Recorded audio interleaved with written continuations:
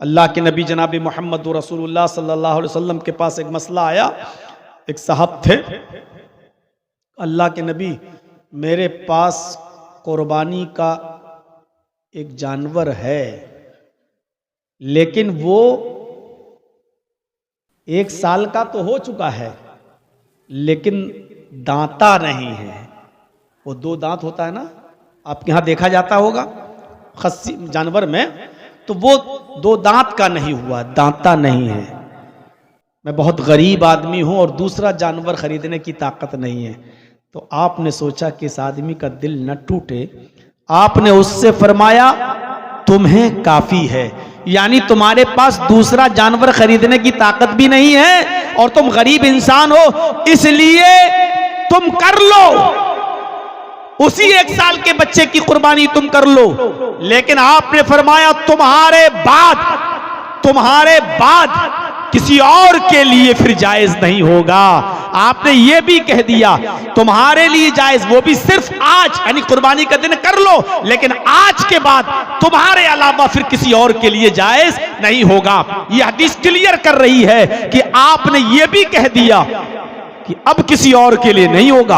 अब कयामत की सुबह तक बिना दाता जानवर की कुर्बानी नहीं होगी, चाहे वो 5 साल का ही क्यों ना हो जाए जानवर, अगर वो दाता नहीं है तो उसकी कुर्बानी नहीं होगी। लेकिन आपने हिकमत से कहा तुम कर लो, आज तुम्हारे लिए जायज, लेकिन आज के बाद तुम्हारे अलावा किसी और के लिए जायज नहीं होगा।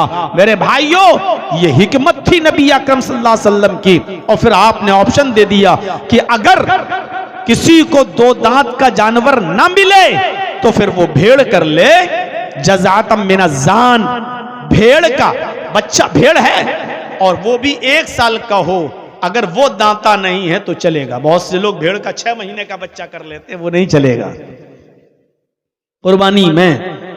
6 महीने का भेड़ नहीं चलेगा, 1 साल का भेड़ का बच्चा चलेगा अगर वो दांता नहीं है 2 दांत का। लेकिन कंफर्म है कि वो 1 साल का हो गया तो उसकी कुर्बानी जायज है, दे सकते हैं, लेकिन बकरे की नहीं दे सकते हैं आप, जब तक कि वो 2 दांत का ना हो जाए। ये तो एक ज़िम्नी बात आ गई। मैं बताना ये चाहता था कि दीन को मुश्किल मत बनाइए, वरना लोग भाग जाएंगे। इमाम साहब, हाजी साहब हैं बेचारे, इमाम साहब गए घर पे, अब हाजी साहब को नमाज पढ़ाने का मौका मिल गया, साहब कोई नहीं आप ही नमाज पढ़ा दो। अब हाजी साहब ने देखा एक दिन नमाज पढ़ाने का मौका मिला, सारी काबिलियत नमाज में दिखा रहे हैं, लंबी लंबी सूरतें पढ़ रहे हैं, ताकि गांव वाले मोहल्ले वाले ये सोचें कि हमें भी बहुत ज्यादा कुरान मालूम है, माशाअल्लाह हमें भी बहुत ज्यादा कुरान याद है। लोगों को फितने में मत डालिए। उदू इला सबील रब्बिका बिल हिकमति वल मौइज़तिल हसना, लोगों को बहुत होशियारी के साथ, अक्लमंदी के साथ दीन की तरफ बुलाई।